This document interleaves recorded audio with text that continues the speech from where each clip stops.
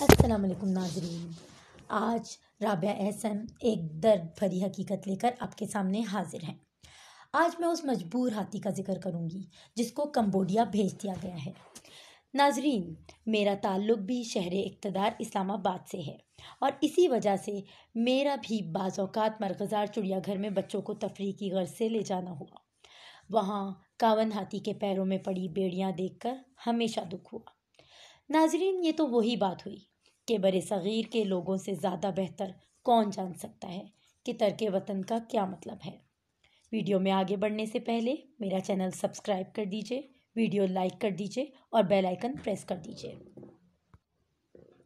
ناظرین، چند دن پہلے مجھے بھی آپ کی طرح نیوز میں یہ خبر ملی کہ 35 برس کے کاون کو وہاں کے چڑیا گھر سے رخصت کر کے کمبوڈیا بھیجا جا رہا ہے تو دل بہت اداس ہوا، لیکن پھر احساس ہوا کہ اس سے زیادہ خود غرضی کی کیا بات ہو سکتی ہے کہ ایک ہاتھی جو 1985 میں سری لنکا سے صدارتی تحفے کے طور پر پاکستان آیا تھا، وہ اب ایک چارٹر طیارے میں کمبوڈیا بھیج دیا گیا ہے تو ہم اداس ہو جائیں۔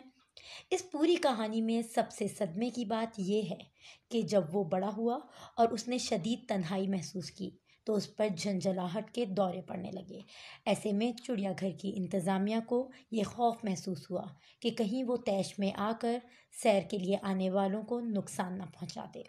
انتظامیہ نے اس کا علاج کرنے یا مزاج ٹھنڈا کرنے کے بجائے سب سے آسان طریقہ ڈھونڈا اور سن 2002 میں اسے زنجیریں پہنا دی گئیں۔ اپنی فطرت میں آزاد اور منچلے کاون کے ساتھ اس سے بڑا ظلم ناظرین اور کیا ہو سکتا ہے۔ وہ لوگ جنہیں جانوروں اور پرندوں سے محبت ہے، جب انہیں یہ خبر ملی تو انہوں نے بہت شور مچایا، مختلف سرکاری محکموں کو درخواستیں دیں، اعلیٰ حکام سے رابطہ کیا۔ اس سے کم یہ نتیجہ نکلا کہ 5 برس بعد اس کے پیروں میں پڑی بیڑیاں ہٹا دی گئیں اور کاون اس قابل ہوا کہ دوسرے جانوروں کی طرح چہل قدمی کر سکے۔ جانوروں کے کچھ ڈاکٹرز نے یہ تجویز پیش کی کہ اس کے لیے سری لنکا یا کمبوڈیا سے کسی ہتھنی کا انتظام کیا جا سکے تاکہ اس کی تنہائی کا خاتمہ ہو سکے، لیکن اس پر بھی عمل درآمد نہ ہو سکا۔ یہ مئی 2020 کا واقعہ ہے جب اسلام آباد ہائی کورٹ نے یہ حکم دیا کہ 35 سالہ کاون کو آزاد کر دیا جائے اور اسے کسی ایسے ملک بھیجا جائے جہاں وہ انسانوں، معاف کیجیے گا، جانوروں کی طرح زندگی گزار سکے۔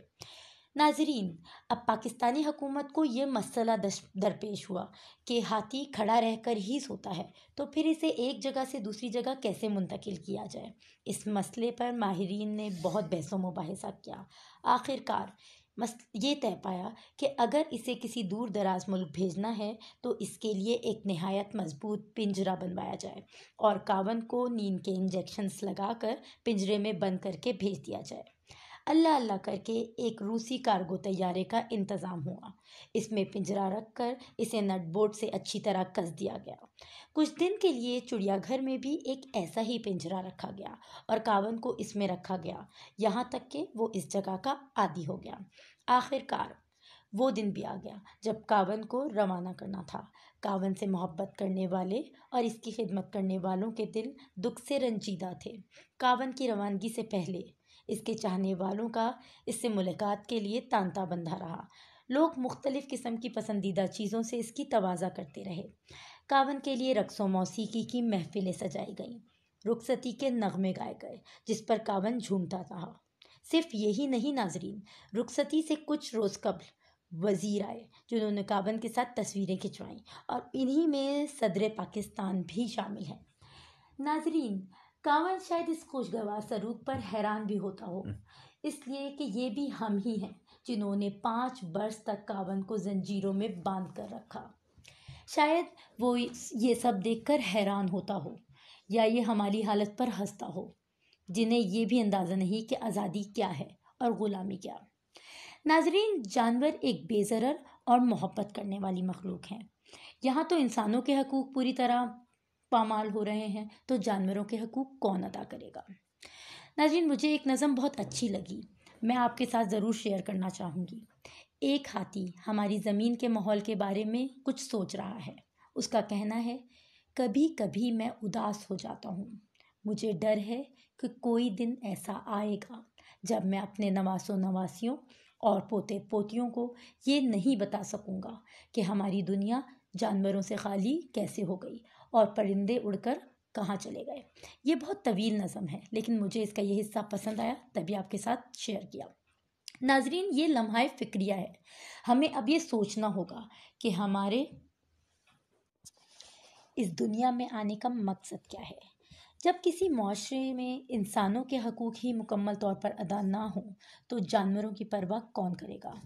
नाजरीन, अगर आप ये जान लें कि जानवर इस आलम के लिए कितने ज़रूरी हैं, कितने मुफीद हैं, तो आपको ये अंदाज़ा हो कि अल्लाह ताला की कुदरत का अदराक करना मुश्किल ही नहीं, नामुमकिन है।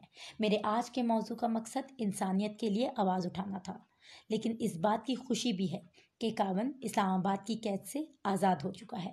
कावन को अपना नया घर मुबारक हो। हम ख्वाहिश करते हैं कि वो वहाँ खुश रहे। मेरी आज की वीडियो में पोशीदा मैसेज अगर आपको पसंद आए तो ज़रूर आगाह कीजिएगा। अल्लाह हाफ़िज़।